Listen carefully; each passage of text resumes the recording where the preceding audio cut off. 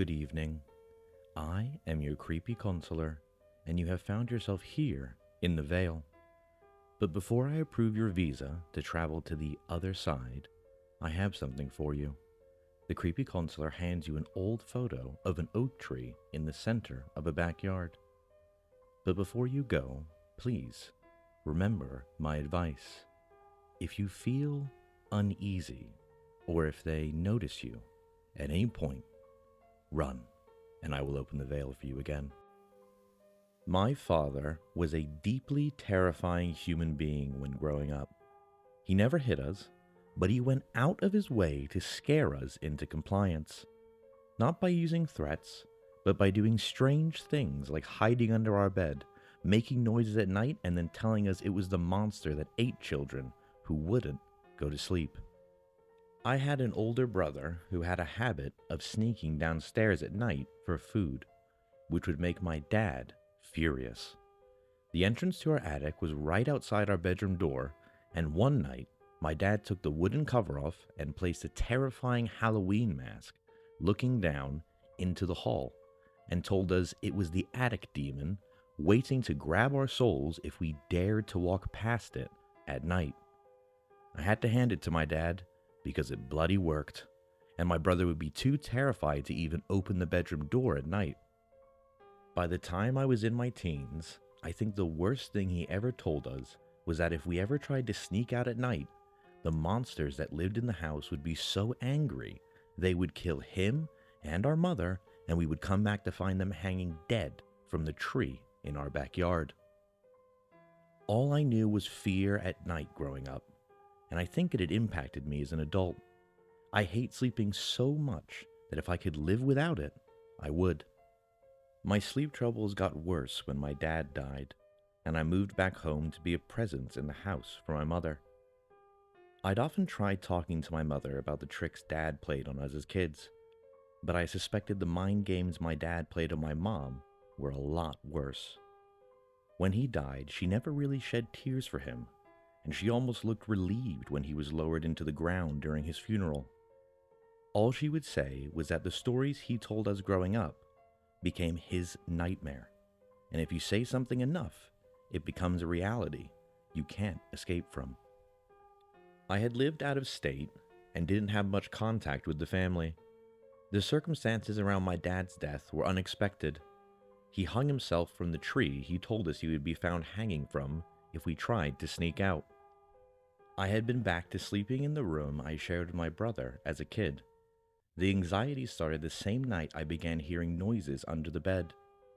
It brought back memories of the noises my dad would make when he hid there trying to scare us. This went on for weeks, and every time I began to drift off. I didn't give it much thought and believed it was just my mind playing tricks on me. Then one night, the noises turned to whispers, like someone under my bed whispering to themselves. My anxiety then turned to paralyzing fear when I heard the name Buster creep from the darkness of the room. It was a name I hadn't been called since I last saw my father.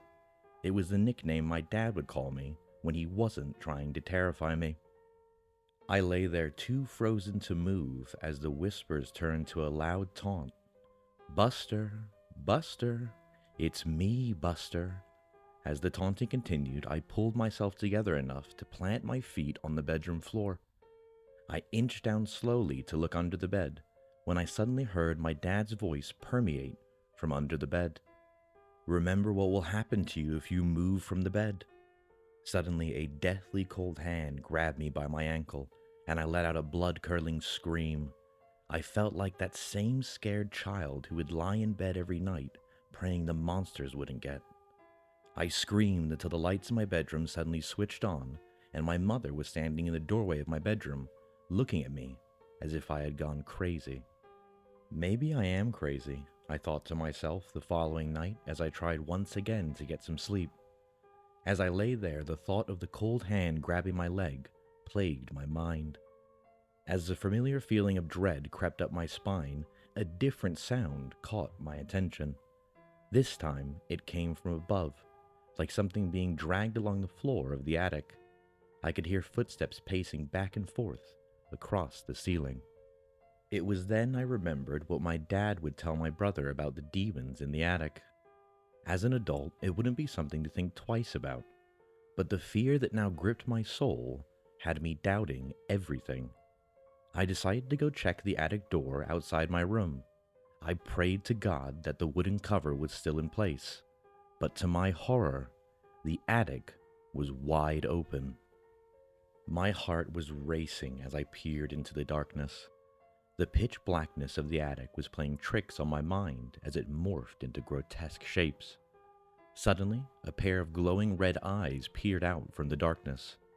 Maybe my dad never got rid of that terrible Halloween mask, I thought to myself as I grabbed a chair from my room. As I pulled myself into the dark abyss of the attic, I felt something brush past me. As my eyes adjusted to the darkness, I could see a figure huddled in the corner. For a moment, I thought it was the darkness playing tricks on me, until the sound of crying jolted me back to reality. The crying got louder as I got closer, and as my eyes adjusted more to the darkness, my heart began to race, as the figure in the corner looked like my father. "Dad? Dad, is that you?" I reluctantly called out. I couldn't believe what I was saying. As I got closer, the crying got louder. I began to shake uncontrollably. As I reached out my hand to touch whoever was crying in the corner, suddenly my fear turned to strange relief when my brother turned to me with red, tearful eyes. "What the hell are you doing up here, Mike? This is weird, even for you." Mike had a confused look on his face. He looked around the attic as if he was seeing it for the first time. I was having a terrible dream about Dad. I was even more confused as my brother lived about 5 miles from the house and rarely visits. Mike looked at me again as he began to come around to his senses. He seemed even more confused than me. How did I get here? The last thing I remember was lying in bed, thinking about how Dad died. After everything had calmed down, we sat at the kitchen table, reminiscing about our childhood. We talked about all the terrible things Dad did to us as kids, trying to make sense of everything. "Do you think it's strange how Dad died? I mean, why did he want to kill himself?"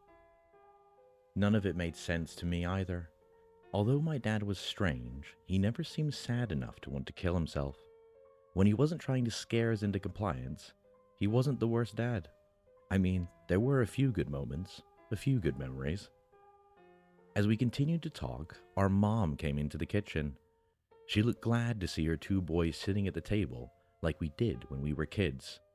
"My 2 wonderful boys," she said as she draped her arms over our shoulders. Mike looked at our mom as if she would have all the answers. "What was Dad doing by the tree that night, Mom?" I could feel my mom's body tense up as the words left my brother's mouth. "Some things aren't worth dwelling on. Your father was a complicated man. The past is the past, and that is where we're going to leave it." My mother was always great at sidestepping the truth.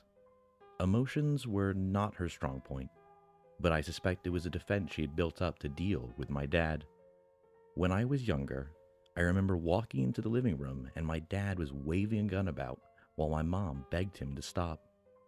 I remember the fear in her face.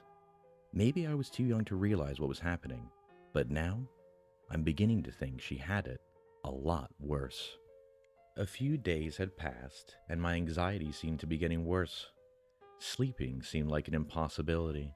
The thoughts of it filled me with unbearable dread. My heart was beating to the sound of the ticking clock on the wall when suddenly the sound under my bed returned. The scratching and knocking came in turns like it was trying to get my attention. I put it down to my mind still playing tricks. I needed to see for myself that I was just imagining it. As I bent down to look under my bed, I heard my father's voice again. This time, it was loud and clear. "Buster, I didn't want to do it. I didn't want to leave your mother." As my dad's voice rang in my ear as I peered under the bed. I didn't know what to believe when I saw my dad staring back at me. His face was all twisted. My body went numb with fear as he reached out to me. "Buster," he called out again as he tried to crawl towards me. Look out the window. Save me, Buster. I jumped up on the bed as my dad's face came within inches of mine. I looked out the window to the lonely oak tree that sat in the center of the back garden. A different kind of fear gripped my body as I watched my mother placing a noose around her neck. I screamed and banged on the window to get her attention. She looked at me with a sort of relief on her face, like all the pain she had felt was going to come to an end. My brain was swirling as I ran to the garden. I grabbed her legs as I pleaded her not to die. Her face was already blue as I looked for something to cut her down. I fumbled about in panic for what felt like hours. I tried everything to save her, but eventually, it was too late. Later that night, after the cops and paramedics were finished with their inquiries, I sat alone in my mom's bedroom, contemplating how everything had gone so wrong. What will I tell Mike? I thought to myself, before spotting a note on the dresser. The note was made out to myself and Mike. I could barely read what was written on it through the tears in my eyes. To my beautiful boys, I tried my best to protect you growing up. I tried to shield you from the scary nightmares your father tried to fill your head with, and I feel like I failed you. When he wasn't dreaming up monsters to scare you, he was dreaming up demons to scare me. He held me captive through fear of being left to bring you boys up alone. He used the threat of suicide to keep me trapped. The night he died, I called his bluff and gave him the final push. He begged me to save him, but I turned my back until he was gone. I wish everything could have been different, but now we are all free. It all made sense to me now.